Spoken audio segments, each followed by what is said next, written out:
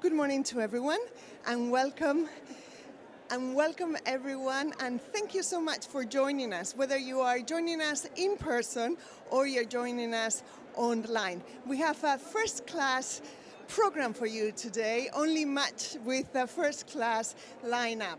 What we're going to try to talk today about. It's about the role of transition plans in advancing transition finance. And what we're going to do is first we're going to have a fire chat with Jean-Paul Servet, the chair of IOSCO, which is the International Organizations of Securities Regulators, and with Jan Dusek, who is the Deputy Director of DG Klima. For those from outside the EU, it's basically the Ministry of Climate Action within the European Commission.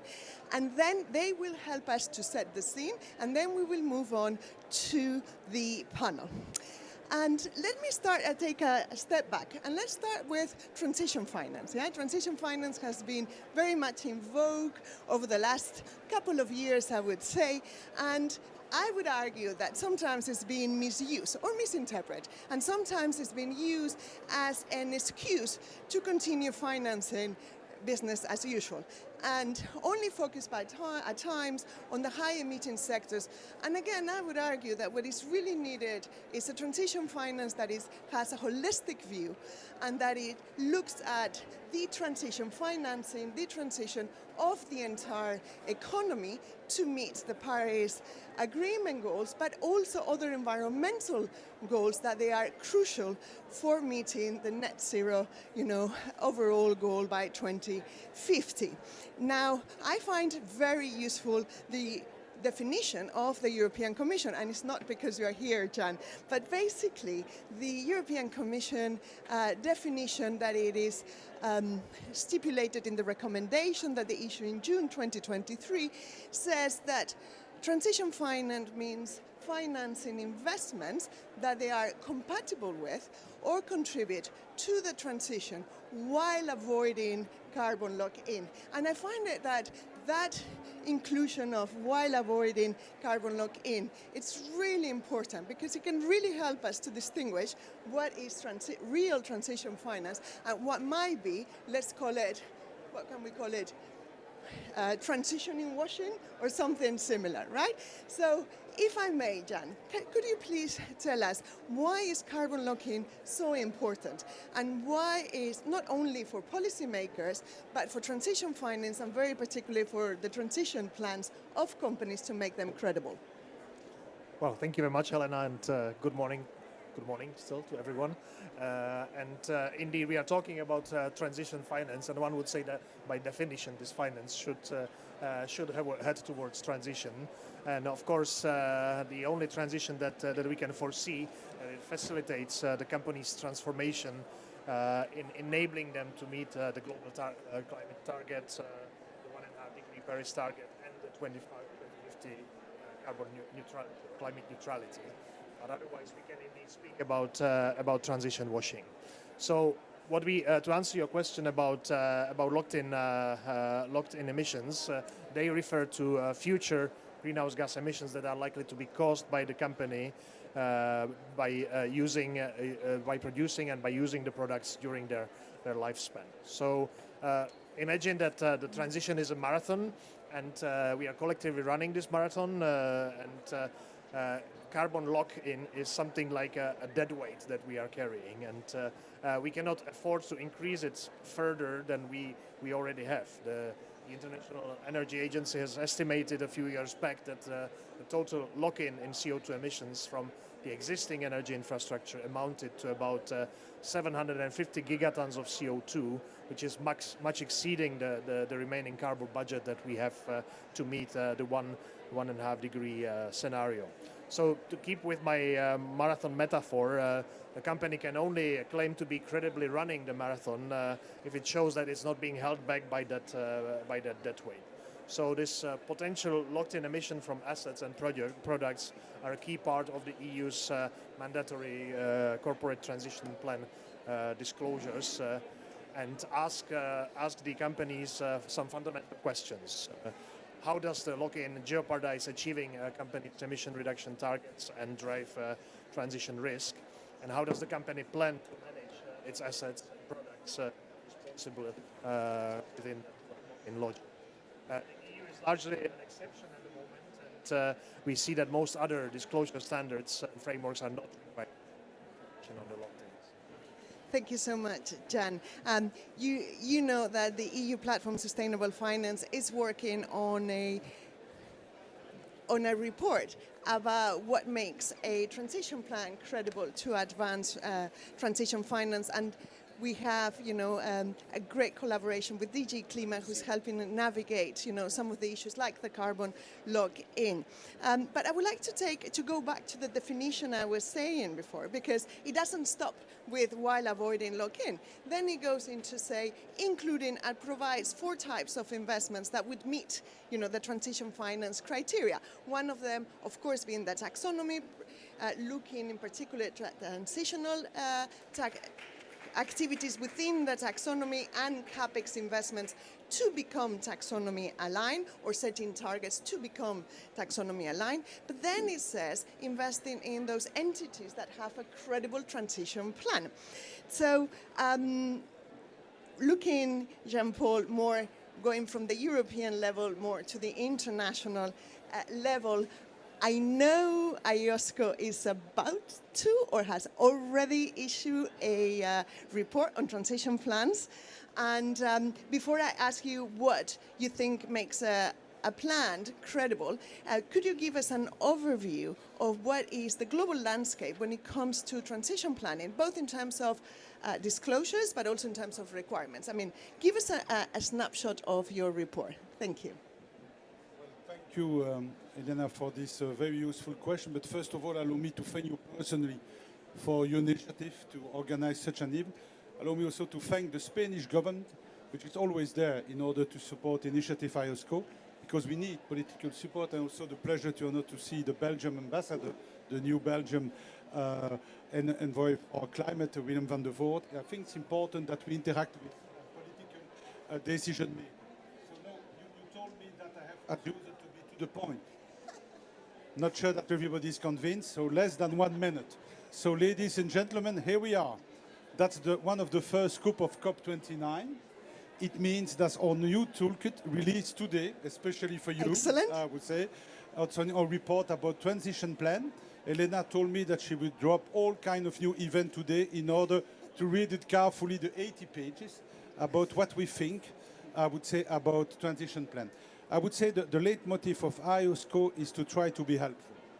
And we think that we can have an added value because IOSCO, it means a global membership organization of 130 jurisdictions. All our colleagues and myself are involved in various capacity in the supervision of 95% of all the financial markets all around the world. And of course, when we speak about global challenges, risk opportunities, it means sustainability reporting. So what does it mean? I would say it's just a kind of music in 4 steps. COP26, we discuss a lot with the IFRS Foundation and with Erkki Liikanen. I would like to thank Erkki with his very important role in, I would say, launching the new ISSB. And we were successful.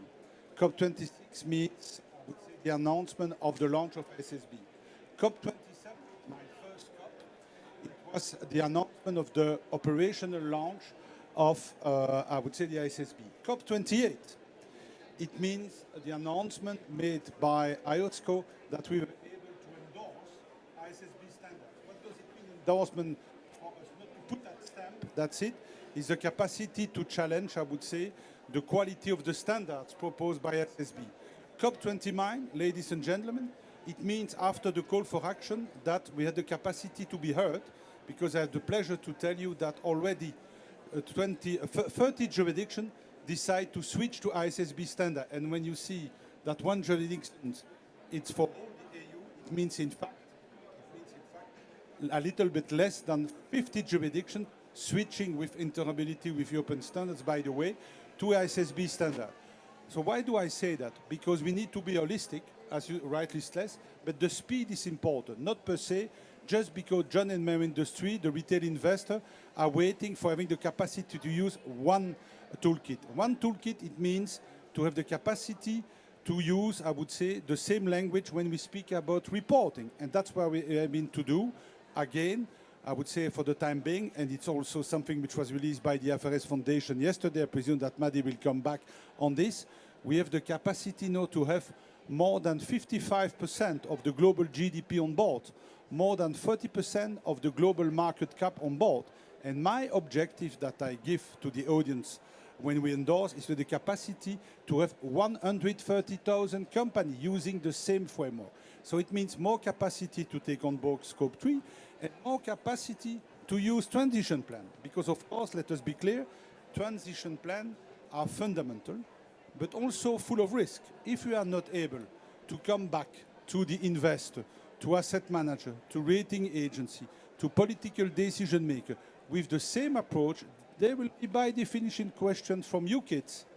And the answer will be, like the lady who is now 21 years old, greenwashing. I also have 4 kids, so I know what it means. What are you doing against greenwashing? Look, I am trying to be helpful for transition plan.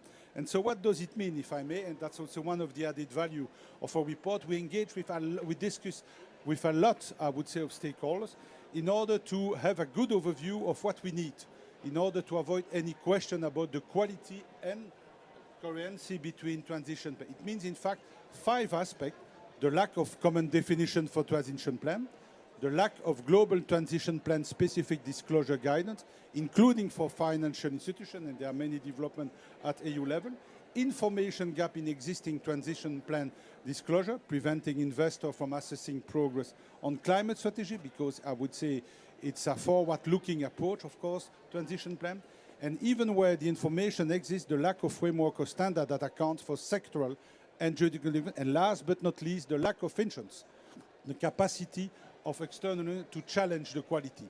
If we are combining that and we plead, I think that we are going the right direction, and the objective of ISO is to coordinate that in a step-by-way approach. Of course, the danger would be to think that we can be perfect in one day.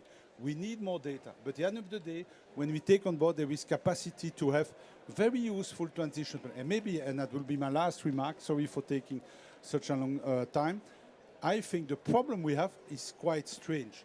We have a lot of people trying to be helpful, taking a lot of initiative about their own framework for transition plan.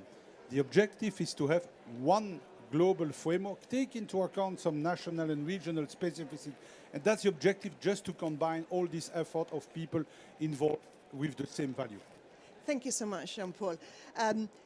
You hit on one point that is really important, which is that we need to have the right balance between understanding and accepting the need for, whether we talk about transition plans, whether we talk about taxonomies or any other tool, to fit the needs and reflect the realities of the different countries, economic, financial, environmental, and at the same time have global compatibility and interoperability. And we need to find that right balance. If I may very quickly, with my other hat, the hat of the as co-chair of the Task Force on Net Zero policy, we have identified, when it comes to actual transition plans, 7 G20 countries that have put in place either voluntary or mandatory requirements linked to transition plans, but only the EU has actually enacted legislation to make the disclosures mandatory, subject to materiality assessment from a double materiality point of view, but also to have them mandatory to implement and adopt. But I want to go back to the question of what makes a transition plan credible. Jan, can you tell us? Yes, of course. I mean, we are looking at mobilizing trillions of transition finance, so we have to make sure that it has some crucial elements. And the starting point from our perspective is the EU's disclosure requirements that you just pointed to, and they are in the heart of the climate reporting standard under the Corporate Sustainability Reporting Directive. And the first reporting period will be for 2024, and the reports will be due next year. So, in a sense, the strategies of the companies and the business models must be compatible with the 1.5 degree and with the climate neutrality by 2050. and we are defining 4 legs of the credibility. The first is on the strategy and governance, then the metrics and targets, that includes the fossil fuel lock-in that I talked about, then the implementation actions, and then finally the investment and funding. Especially the 4th point on the finance helps us to understand that the plans are not just empty words, but they are actually integrating the EU taxonomy-aligned capital expenditure plans, as well as requiring reporting on the fossil fuel capex. Over the time, the companies will also have to provide updates on the progress of implementing, and there is the obligation or the principle of comply and explain to make sure that we have the holistic information depending on the situation. And the crucial thing is that the legs are consistent with each other, and we are able, as a consequence, to break down our EU economy-wide pathways towards sectoral decarbonization pathways. And we are very much looking forward to the report that the EU platform on sustainable finance is preparing regarding the credibility of transition plans to learn better about how we are doing. Thank you. We are running out of time, so I want you, Jean-Paul, to be short, if you can, but very, very quickly, why is assurance so important? That's the next step, I would Yes. say. But then I will give you a flavor of what we expect from auditor. In a nutshell, 2 comments. First of all, I would say, and it's rightly stated in our report, after many discussions with stakeholders, if we want that transition plan can be challenged by auditor, and they have to be challenged, let us be clear, for public and listed company when there is, of course, a transition plan, the auditors are telling that they need 5 things. You know, I used to work in an audit company. It's like in the army. I would say it's a very well-structured environment. And they need 5 important aspects. First, to understand what are the targets and the ambition about the transition plan. Second aspect, decarbonization level and action plan. Third, yes, indeed, the auditors have to challenge governance and oversight. It's part of their job. And of course, financial resource and human capital and financial implication.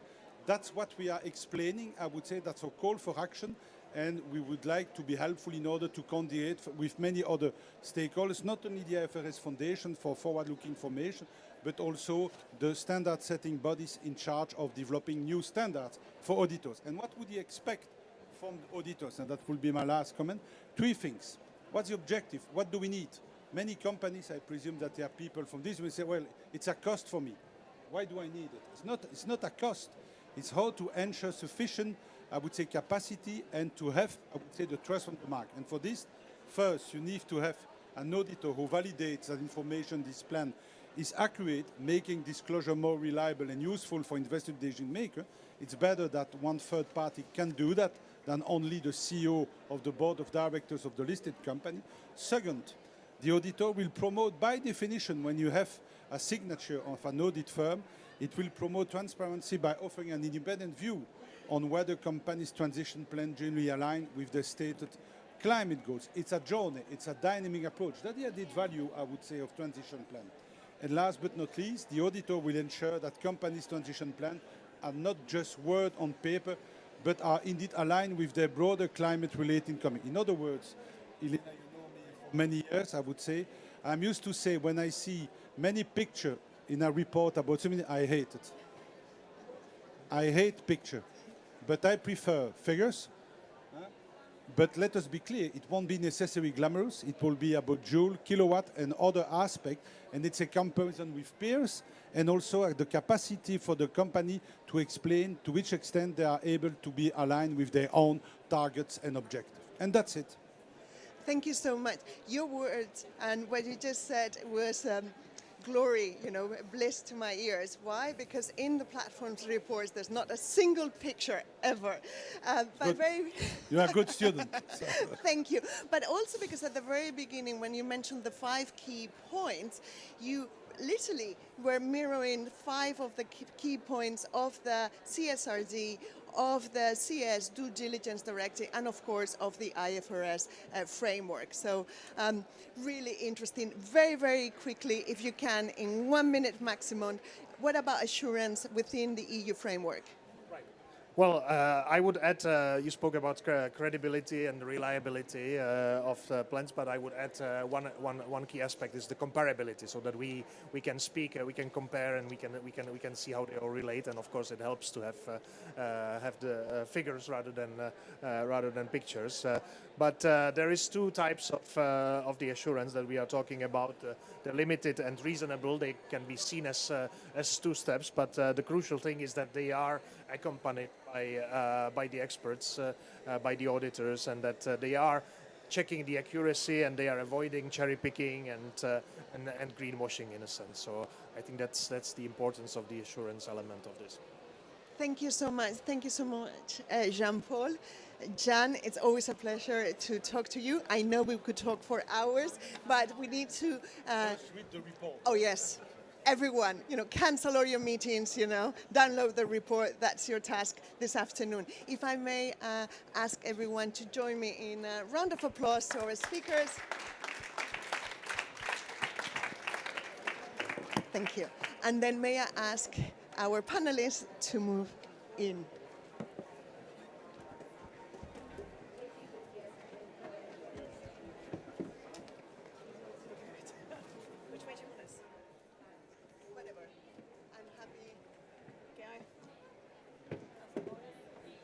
Okay. As I was saying, and you can see, we have a first-class lineup today. Let me very quickly introduce our panelists. Their bios are in the website, so I won't spend any time going through their really long and impressive CVs. Marty McBrien from IFRS, Gonzalo Sáenz de Miera from Iberdrola, Nick Robbins from the LSE Grantham Institute Just Transition Lab, and Tom Taylor from Aviva. Let's go straight into continue the conversation, yeah? And the first point I want to know about your views on credible transition plans. And Marty, I would like you to respond with your two hats today, right? One is your IFRS hat, the other one is as a board member of the Task Force on Net Zero Policy. What are, in your opinion, the must-haves and any red lines from a disclosure perspective, that can help financial market participants assess the credibility of transition plans? And can you also tell us about the work you've been doing to really promote that compatibility across the world by integrating the TPT, the Transition Plans Task Force framework, into the ISSB standards? And welcome. Thanks, Elena. It's great to be here, and thanks for having me. It's always really hard to follow on from Jean-Paul when he kind of steals the show, doesn't he? But thank you, Jean-Paul, for your continued support, IOSCO, and congratulations on the report. I'm sure the leadership will be looking at it thoroughly today, won't they, and ready to comment. So if I take my IFRS Foundation hat off, you like, and put my two board member hat on, if I had to pick out two pieces of information I think are absolutely critical, there's a combination of assumptions and dependencies coupled with the entity's engagement strategies are the two key pieces for me. And the transition plan that I believe the most, and those of you that know me well will know I'm particularly candid, is the plan I believe the least, if you like. It's overconfident. It says a firm can be, all targets can be 100% reachable with 100% certainty. This is not the world it is. There needs to be transparency around this. We need more honesty. And we need to talk about, what technologies they depend on, what assumptions are in place, the future policy environment, consumer behavior, etc. And it's critical that they allow for external users to really see how they came to that conclusion, whether it's realistic, feasible in the future, what assumptions were there, and trust in the planning. And because I like to talk, we talk about engagement strategies, and again, there the need for honesty around those as well. And a key quality, differential for me is really whether the company throws their hands up and says, we can't do it because of X, Y, and Z, or they go, we can't do it for X, Y, and Z, and here's how we're going to go about fixing that. Here are the levers we're going to pull. Here's who we're going to talk to. Here's how we're going to do something differently. Here's how we're going to make it happen. And here's how we can work with others to influence that to get the job done. So for me, that's quite key. And this is why TPT disclosures are, I think, are really important, because it's not only about what engagement activities are planned, but also how these link back to the overall strategic objectives of the transition plan and how we're going to get there. So being part of the TPT and the Net Zero Task Force, I find it quite exciting because the TPT work does bring that credible, practical guidance that I find easy to understand, and I'm not really a deep techie kind of person. I find it really easy to get behind. It answers all those questions that everybody always asked around TCFD in the early days. How do I do it? What does it look like? Who else is doing it? It really gets to the heart of that. Goes beyond entity level decarbonisation to that whole economy-wide transition we need to get to. So in June this year, we've done a few milestones on the COP milestones. So I'm going to do the Climate Week, London Climate Week milestones. We had the standards come out first year round, last year. This year we had the announcement that we were going to, at the foundation, take over 13 of the TPT resource disclosure focused resources, those really key for investors to provide that decision useful information, and bring them into the foundation and make them their own. And I'm really pleased to say that, if you like, the legal deal for that was done by the end of October, and Kate's here, who really did throw all her weight behind making that happen. So well done, Kate Levick. And on to the next phase, what's next for you, Kate, and brought that together, brought that to us. So the next phase now for the foundation is that, we can't just, everyone just thinks, you just make these standards. We can't make them standards. So what we need to do now is work across the first half of next year to make these educational materials that support high quality adoption of S2. Now, what happens after that? That might come from pressure from IOSCO and others, but we'll have to consult the market on that. But what I think is really important about this to take away, and I promise I'm going to stop after this. I like to talk. I've got to get a mentor here. But what I think is really exciting is that these become IFRS Foundation educational resources. So we mentioned that our sustainability standards are well on track past 50, but our accounting standards are mandatory in over 145 jurisdictions around the world. And if these issues are material, you're supposed to report them already. So in many ways, this TPT guidance, and I only learned this word today, and I'm not quite sure I can say it right, but we'll practice it across COP, voluntary, becomes like the new norm, the voluntary approach. So we can start to maybe create less of an alphabet soup around transition plans, but really start to get behind an approach going forward. Thank you, Marley. Until now, we have heard the regulators and the standard setters, yeah?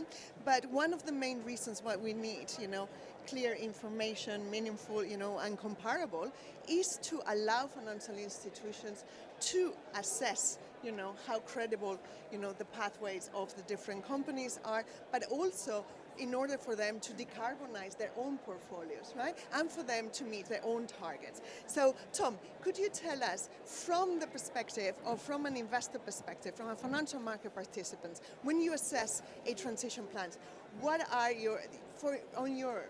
from your point of view, the must-haves, the red lines, please? Thank you, Elena. And I promise I didn't confer with Mardi before this panel, but there will be a bit of complementarity, or at least interoperability between our comments, Mardi.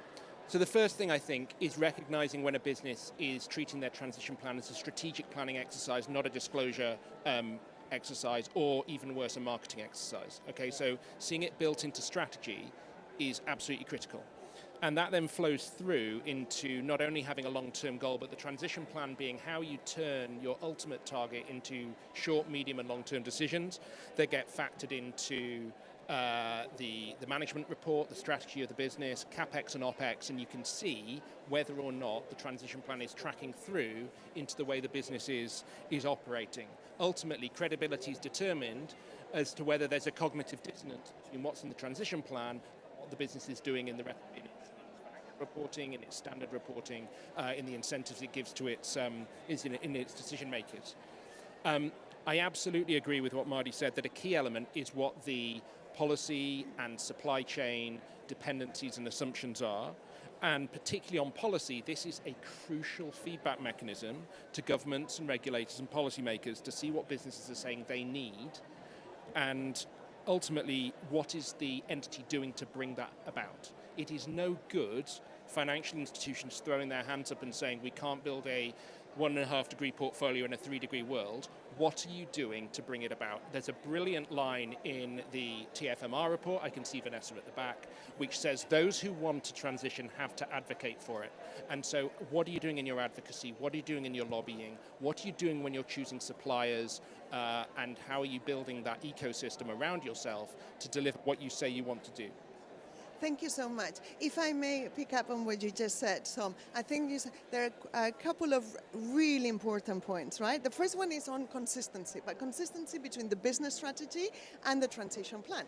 Consistency between the financial planning and the financial investments and what the company is saying that it's going to do. But equally consistency between what they say they're going to do and their targets and the lobbying practices, yeah? And one of the interesting things about the report we're going to launch tomorrow of the Task Force on Net Zero Policy is that precisely on that point, on the lobbying practices, is one of the areas where we have least advanced when it comes to mandatory or encouraging disclosures, with only 3 jurisdictions actually asking that, the UK, the EU, and South Africa, which goes even farther, because South Africa also includes disclosures on trade associations, yeah, and memberships. So really important point, yeah.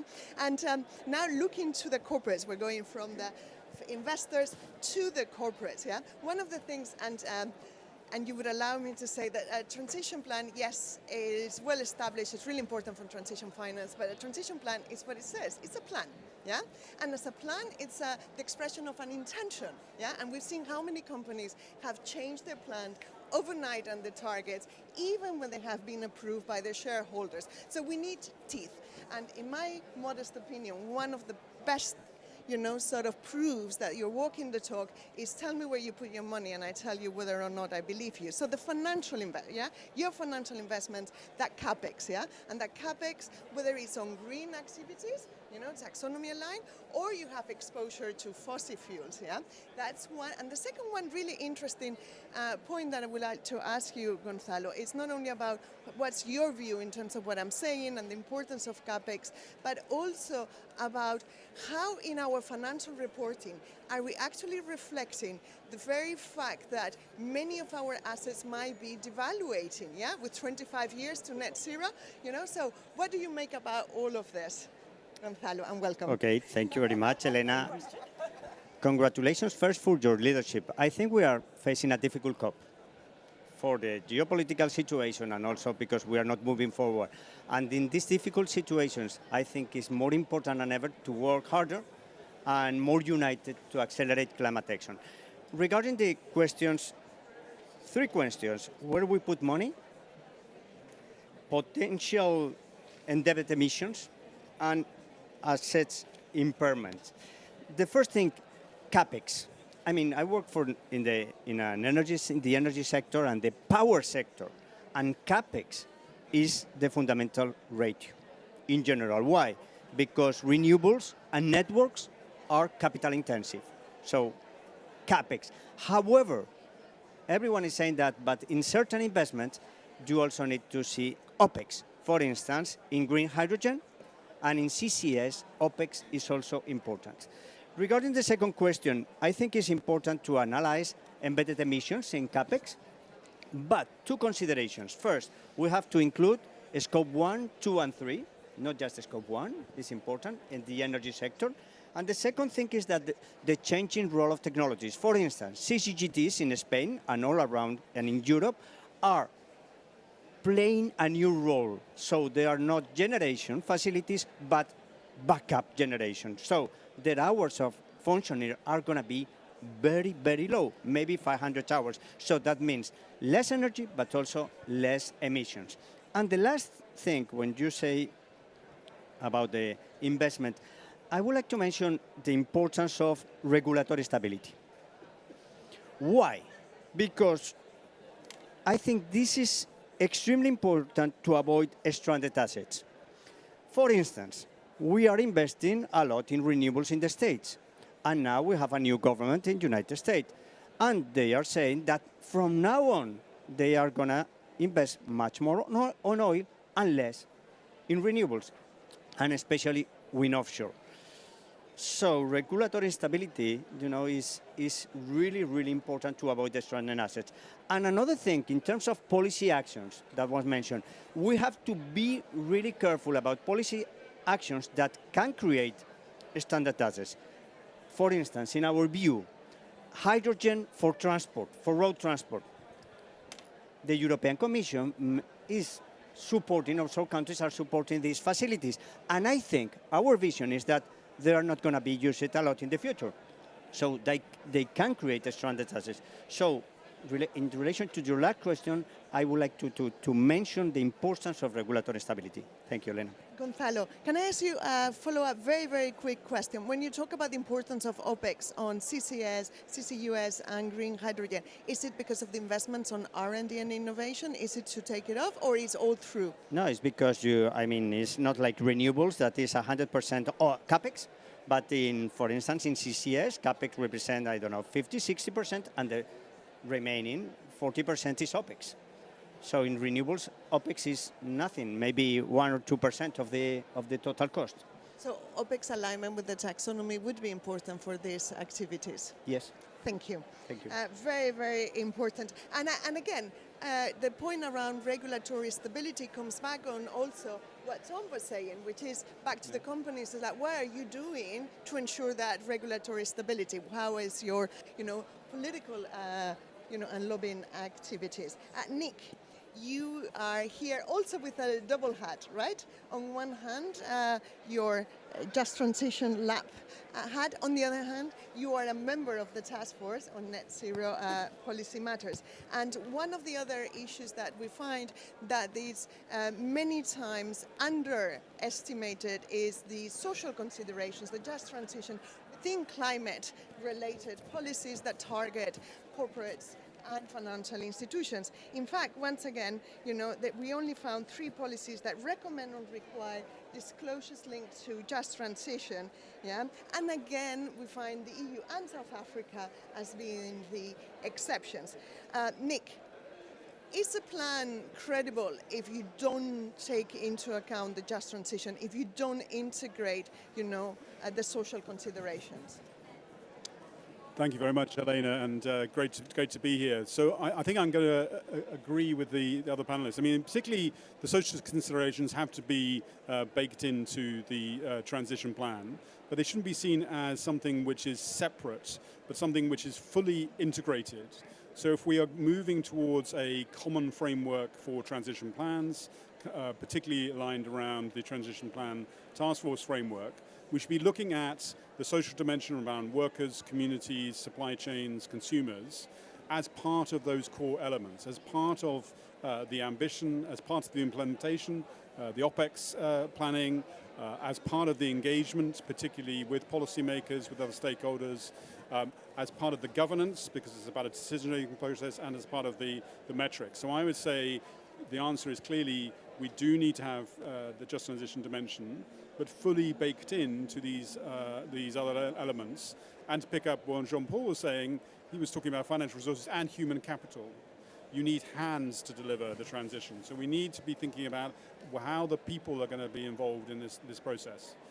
And I think actually you highlighted a small number of examples so far, but we're making progress. If we look at the G20 this year, the Sustainable Finance Working Group, a particular focus on credible, robust and just transition plans, some particular guidance, and actually as part of their recommendations, again highlighting the just transition. So I think within the G20, North and South, East and West, this is an element which is, I think, ripe for embedding into the transition plan framework.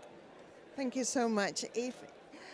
Very encouraging news, Nick. Thank you for that. If we can move now to one of the areas that, and now I'm back with my EU platform on sustainable finance, that we have struggled the most in the report we're working on, it's on the setting of the targets, the choosing of the scenarios and setting of the targets against which type of pathways, which scenarios you use, how, if you are a global company like yours, Gonzalo, do you choose scenarios that are fitted for the different jurisdictions where your operations are, or do you take a global scenario? I mean, how do we balance? Because we keep hearing the banks, at least in Europe, the credit institutions are really demanding the Commission to develop EU pathways, policy pathways, so they can really assess them against them. But is that workable for companies? Give us some light. Thank you. Yes. External scenarios are important for us. However, those are scenarios. And currently, there is a lot of uncertainty, technology uncertainty, social uncertainty. So we define our own scenarios. Why? Because in many cases, scenarios define objectives that are not aligned with policies, or policies are not aligned with these scenarios. So let's take Spain, for instance. Spain has its own energy scenario, and I believe some part of this scenario. However, in the case of road transport, electrification of road transport, I don't think there are policies that will lead the economy towards this scenario. So my scenario is completely different. Green hydrogen. In the case of Spain, there is a very ambitious scenario, but I don't see policies moving towards a scenario. So I have my own scenarios. And other times, you know, there are variables that you cannot control regarding these scenarios. For instance, social opposition, social license, that was mentioned before, or the lack of networks. So when I see a scenario and an objective, I don't see only that is compatible with technology, but for me, it's really important that this scenario is accompanied by a set of policies that move the economy and the sectors towards this scenario. So answering to your question, scenarios are really important for us, are important, but we develop our own scenarios regarding taking into account our vision of the technology and our vision of social support to different public policies. Very quickly, is that what is needed, is clear policy pathways that really reflect the policies that are in place? Yes. Is that what we need? Yeah. Thank you. Let me move to the investor in the panel. Tom, would you agree with that? I mean, what does financial market participants need, taking into account that we're always talking about 1.5 scenarios here, yeah? That goes without saying. So is that what financial market participants need? How do you juggle between the national, regional, and international? And a third question would be, do we need to, or do authorities need to establish a set of criteria, or standard setters, criteria on the use of scenarios, so giving enough flexibility to the companies to choose, but at the same time putting a little bit of order, yeah, to avoid greenwashing? Thank you. So I think it's a yes and, right? I think absolutely each business will assess its view on the transition in the sectors that it operates in, and we'll look at the pathways, scenarios that are put out by a government or where they operate, and assess what the delta is between the two. And I think publishing that and making that clear is really helpful. You say, here's a 1.5 scenario. Our policies are currently aligned with, well, globally 3, because, I mean, there's no surprise that NDCs add up to between 2.4 and 2.8 degrees, and guess what? Markets are heading to between 2.4 and 2.8 degrees. It's a natural reflection. So, but actually, as we get more comfortable with this forward-looking approach, where as businesses put out transition plans, as investors put out transition plans, ultimately those scenarios from governments and regulators that underpin their pledges under the UNFCCC, under the CBD, under the SDGs, and they basically say this is how we're going to bring this world we've promised to about. We assess the credibility of that and we say, well, actually, your policies don't add up to that yet. That can then, thinking back to my first answer, that can link into the policy assumptions and the advocacy. Businesses can say, we can't align with your scenario at the moment because your policies don't add up. So that's a key element. So you need both. You need to see what businesses are doing, and you need to have you definitely do need the sectoral pathways sitting behind NDCs to show how you're going to bring it about. Because from an investor point of view, whilst the people who come to COP care very much about what's in the cover text, my analysts don't. And definitely the analysts in the sell-side banks that we buy research from don't, right? We need to bring about the policy levers with clarity about when a government's going to pull those policy levers and which ones are they going to pull, which is what would go into the sectoral pathways, so that the analyst sitting in Goldman Sachs cares about that in their research. And then my policy analysts, my portfolio managers will say, oh my goodness, I need to change my asset allocation. But me saying, oh yeah, we're keeping 1.5 alive. Yeah, the cover text says we're going to completely revamp the global economy. And they're saying, okay, when? And how are you going to do it? So it's the clarity behind it. It's turning it from the, for the want of a better word, kind of echo chamber and bubble that we have for 2 weeks here, and turning it into something that the people who actually don't have sustainability, climate change in their job title, and you need to turn basically climate finance and nature finance into just finance. And the way you do that is with those, making those policy pathways credible. So if I hear you both, if I understood you both, basically we're asking governments to create two types of transition plans. One is their NDC, how they're going to bring the country, and the other one is what is the transition plan for the corporates, for the different sectors, from a policy perspective. What is your policy pathway for each one of the sectors? So right? I'd say yes, apart from, don't go creating loads of different things, right? In the same way, show how you're going to implement what you've put in place.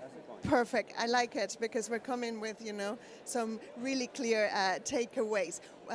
Very quickly, Nick, what two of the gaps that we have identified in the net zero policy matters? This is another, preview for all of you that we're publishing tomorrow. Is number one, no surprise at all. Yeah, it's phasing out of fossil fuels. Yeah, the number of jurisdictions that actually include specific requirements when it comes to phasing out fossil fuels is really, really modest, to be generous. Yeah, and sometimes I feel that we are all doctors and the planet is our patient, and it has clear lung cancer, and we're telling it, you should do a little bit more of exercise, you should change your diet, but at no point we're saying, please stop smoking. Yeah, so.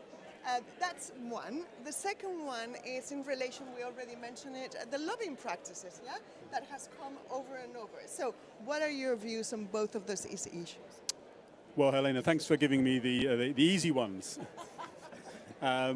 So I think if you look at the data both in terms of policies and corporates, clearly we do not have the commitments we need, otherwise we would not be on track for 3 degrees. But I think if you look underneath the bonnet a bit, there are maybe some more interesting examples that we do have on coal. We have movement there. Again, if you looked at the world's biggest banks, no bank has actually committed to phasing out all coal yet.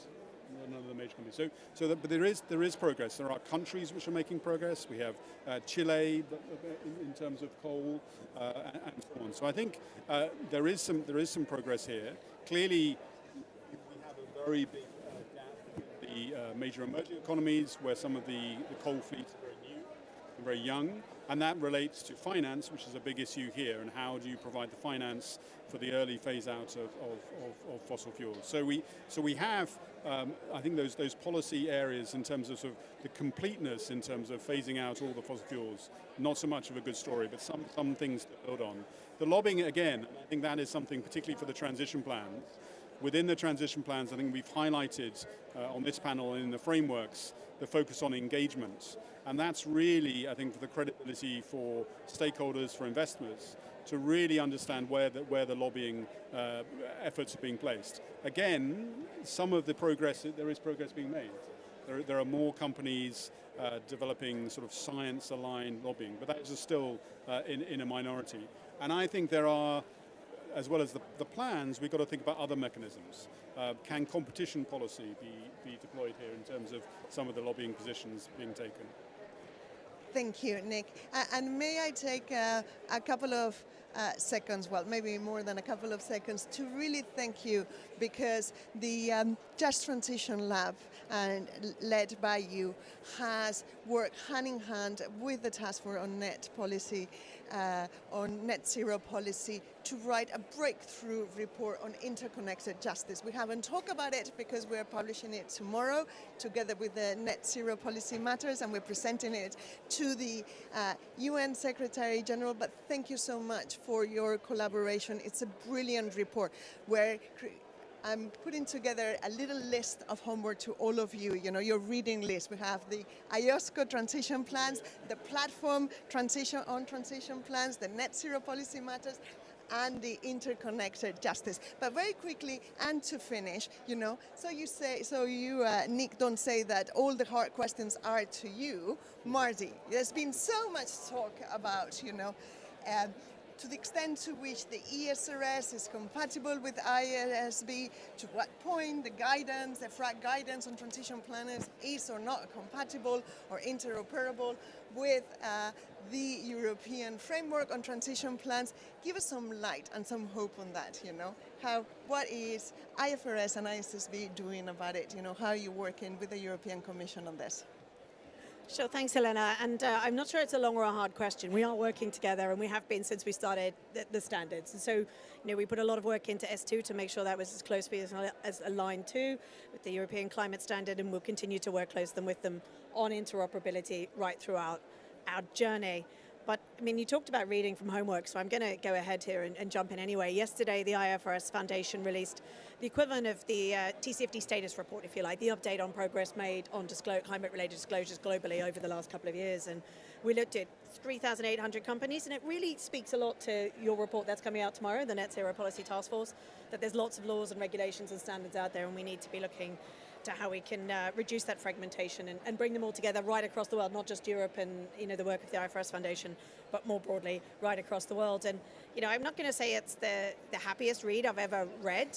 We have 82% of those 3,800 companies doing one disclosure metric, and that includes across Europe, Helena. That doesn't single out, doesn't single any of us out. One, and we're only looking at, I think 5 for the next 40%, right? And only 2 are doing all 11 recommended disclosures that Europe and the IFRS are looking at. So we have an awful lot of work to go there in that space over the next few years, which probably isn't the happy ending you were expected on, but I think it's great homework and to add to the reading list.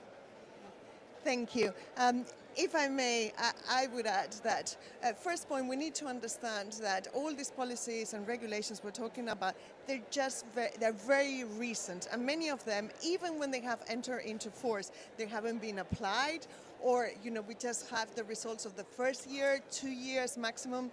So we need to give some time to properly assess them. But we have had since 2017 the TCFD recommendation. So this is looking at them and the practice there. So we've got a long way to go. Okay, so on that one, yes. And we had a non-financial report in the disclosures regulation, for quite a while as well. But I'm talking more moving towards the ones that we are really looking at, the TPT, the ESRS, and so forth. So that would be one point. Secondly, is what I said at some point, is that we need to find the right balance, because all these disclosures are not only for financial market participants, they are key stakeholders, but they're also for policymakers. They're also for other players within countries, And many of these tools, like transition plans or taxonomies, are also used for other purposes, And they need to reflect.